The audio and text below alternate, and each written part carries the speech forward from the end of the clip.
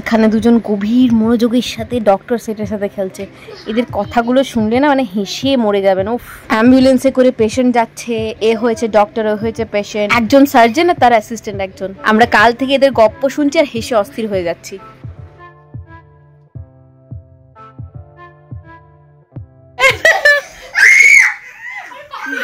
বলতে মারামারি চলছে। এইটুকু একটা ক্ষুদ্র জীবকে নিয়ে চারজনে ওর বলতাটাকে মারার জন্য পিহুর জুতো নিয়ে যায়। হায় হায় হায়, একবার দে।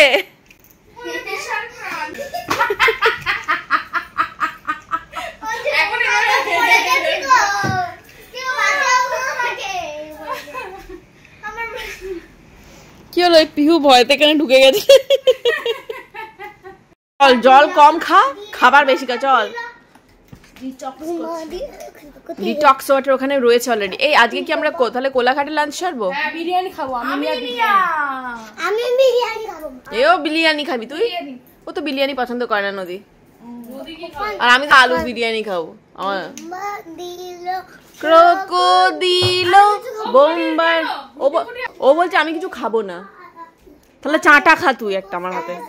সব বেরো, ছেলেগুলো তো এখন তো ঘুম থেকে ওঠেনি না, ভীষণ খিদে পাচ্ছে। আয় ফোনটা ওই তো ওই দিকের ডেস্কে। পুরো মনে হচ্ছে এখানেই থেকে যায়। মনে হচ্ছে না এখানেই থেকে যায়। সামনে সমুদ্র, এখানে সুইমিং পুল, না ফাটাফাটি লাগছে। বলেছে পাহাড়ে বাড়ি কিনবে, আমি বলেছি সমুদ্রতে একটা বাড়ি কিনবো ভাবছি। আর আমি জঙ্গলে। আর কি চাই? তিনটে যে কোনো জায়গায় ভাড়া দেবো না আমরা, শর্টে যাওয়া। হ্যাঁ আমরা এমনি যখন আমরা থাকবো না তখন ভাড়া দিয়ে রাখবো ওখান থেকে, মেইনটেনেন্স হয়ে যাবে। ঠিক আছে, যখন পাহাড়ে যাবো সুস্মিতার বাড়িতে, যখন সমুদ্রে যাবে পিহুর বাড়িতে, এই পিহু বলছি পূজার বাড়িতে, আর জঙ্গলে গেলে আমার বাড়িতে। আমার বাড়িতে সবাই কম যাবে।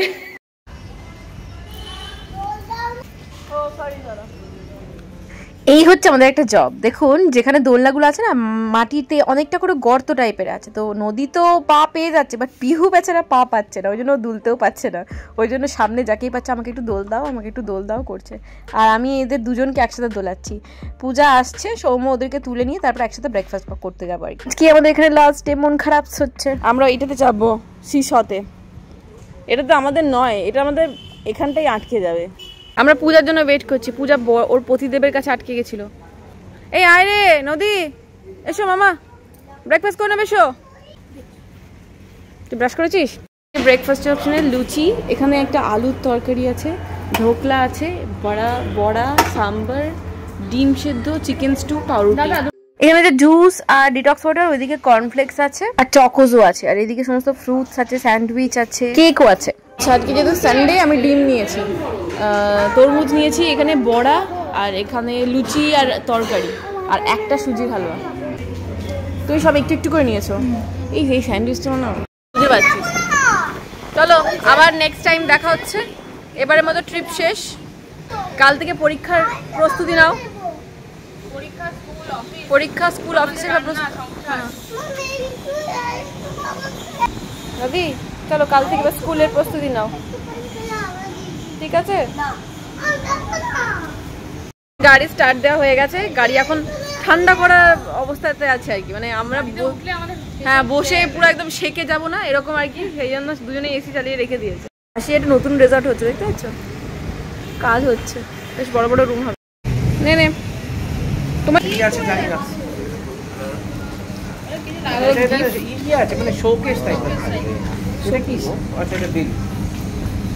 কি দিয়েছে তোমাকে গিফট?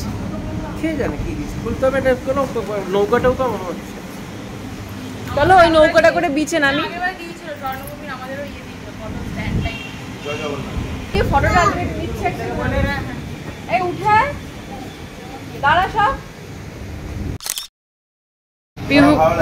পিহু এখন রাগার ফেস চলছে।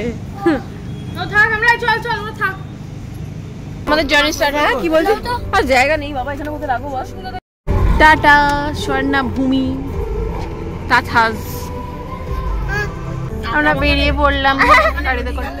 আমরা মাখানে, হ্যাঁ বিলিতি আমরা মাখা নেবো, কিন্তু আমরাটা না প্রচুর কাঁচা ছিল, আর একটু ইয়ে হলে পাকা পাকা হলে ভালো লাগে। এই শুক্র শনি রবি পরপর 3টে দিন ছুটি পেয়ে যে কি অবস্থা হয়েছিল, বিশেষ করে মন্দারমণিতে না জনস্রোতে না মানে টালমাটাল অবস্থা শুরু হয়ে গেছিল। বিশেষ করে আসার দিনে আমরা যেরকম ভাবে এলাম জ্যাম মানে খেতে খেতে পুরো, যাওয়ার দিনে সেই একই অবস্থা। হোটেল থেকে বেরিয়ে চাউল খোলা পর্যন্ত এত জ্যাম মানে ওখানেই অর্ধেক টাইম খেয়ে গেছে। তারপরে আমরা আর একটা ভুল ডিসিশন নিয়েছিলাম, সেটা হচ্ছে আমিনিয়াতে খাওয়া। কি হচ্ছে পরে বলছি। পূজার 3টে আমরা বলেছি আমরা দুজনে খাবো, ঠিক আছে? বাচ্চাদের অবস্থা দুটো 60 টাকা। আমরা আমড়া মাখা অর্ডার দিয়ে মোটামুটি এতক্ষণ ওয়েট করছি, এটা আমিনিয়াতে অর্ডার দিয়ে ওয়েট করতে হবে না। এই হলো আমাদের লোভনীয় আমড়া মাখা। নদী খাবি তো? পিউ খাবি? খাবি পিয়ুষ? পৌঁছতে পৌঁছতে আমাদের 3:30 পৌনে 4টে বেজে গেছিল। বাট আমিনিয়াতে গিয়েও না পুরো নাম লেখাতে হচ্ছিল, মানে 8-10 জন করে ডাকছিল। খাওয়া কমপ্লিট হচ্ছিল, বেরোচ্ছিল, দিয়ে আবার 8-10 জনের নাম দেখে এইভাবে খাওয়া হচ্ছিল। আর সেরকম ফুড প্লাজাতেও তাই। আমরা ভাবলাম আমিনিয়াতে দেরি হচ্ছে, ফুড প্লাজাতে যাই। ফুড প্লাজাতে একই অবস্থা, মানে এত ভিড়, এত অসম্ভব ভিড়, মানে অর্ধেক খাবার শেষ হয়ে গেছে। আমরা বিরিয়ানি খাওয়া ভেবেছিলাম, কেউ বিরিয়ানিই পাইনি আলটিমেটলি লাস্টে গিয়ে।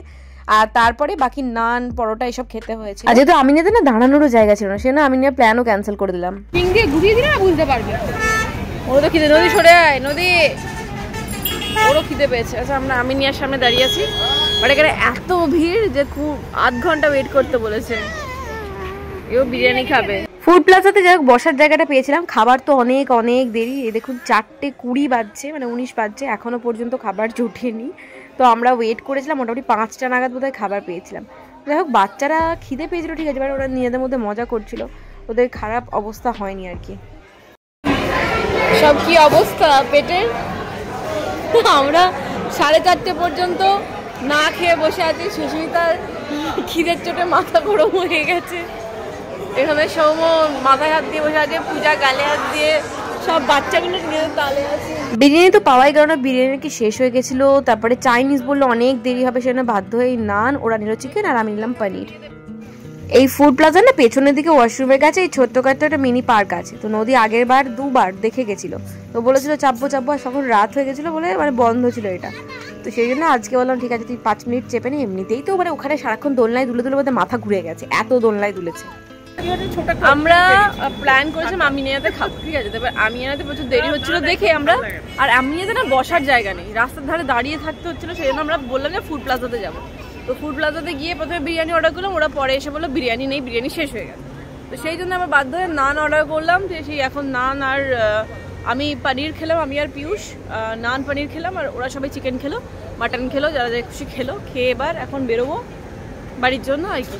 অন্ধকার দেখতে পাচ্ছেন অলরেডি হয়ে গেছে। আবার গাড়িতে কি হচ্ছে কে জানে। তো 5:30 নাগাদ আমরা এখান থেকে কন্টিনিউয়াস জার্নি শুরু করলাম। একদম ডিসাইড করেছিলাম ওই সাঁতরাগাছি বা ওই সাইডে গিয়ে আমরা কোথাও একটা চাটা খাবো, দিয়ে আবার বাড়ি পৌঁছাবো আর কি। তো বাড়ি পৌঁছতে মোটামুটি 8টা 8:30 তো বাজবেই। সাঁতরাগাছিটা ক্রস করে একটা ভিকারাম ছিল, তো ওর সামনে না একটা ছোট্ট চায়ের দোকান ছিল। তো ওখানে আমরা চাটা খেলাম। সবাই এখন চা খেতে নেমেছে, সবাই চা খাচ্ছে, চাই গরম।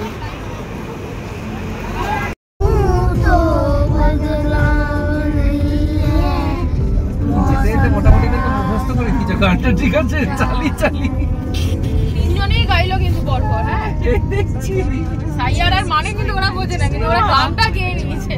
বাড়ি ফিরেছি অনেকক্ষণ, ঠিক আছে? তারপরে খাওয়া দাওয়া করে এখন নদীকে আগে ভাগে ঘুম পাড়িয়ে দিলাম। কালকে স্কুল আছে না, তো কালকে ওর ক্লাস টেস্টও আছে সাথে।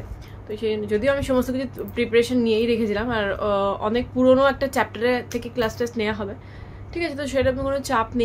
9টার সময় নদীকে খাইয়ে ঘুম পাড়িয়ে দিয়েছি, যাতে কালকে সকাল 7টার সময় উঠতে কোনো প্রবলেম না হয়, যত যে টায়ার্ডনেস আছে সব চলে যায়।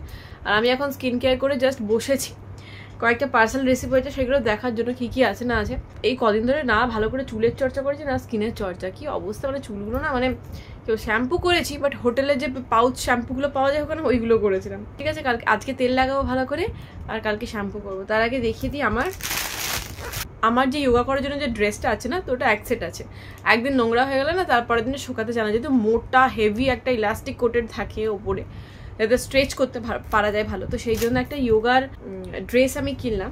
অ্যামাজন থেকে কিনেছি। এই হচ্ছে প্যান্টটা, দেখিয়ে দিই। এই হচ্ছে প্যান্ট, ঝাঁকানাকা ডিস্কো ডান্সারের মতো। আর এই হলো টপটা, এই যে এটা ক্রপ টপ আছে। তো এই সেটটা আমি এটা কিনে রাখলাম, কারণ ওই ড্রেসটা নোংরা হয়ে গেলে এটা পরবো বা এটা পরলে ওটা, কারণ যেহেতু রোজ যোগাটা করি না। আর আপনার মধ্যে অনেকেই বলেন হয়তো লেগিংস পরে যোগা করা যায়, তুমি একটু বেশি বাড়াবাড়ি করো, তাদের ক্ষেত্রে বলি যোগাতে না প্রচুর স্ট্রেচিং থাকে, মানে পুরো পা ফাঁক করে, মানে পুরো স্ট্রেচিং, হাত স্ট্রেচ, পায়ে স্ট্রেচ, পিঠে স্ট্রেচ, অনেক কিছু স্ট্রেচিং থাকে।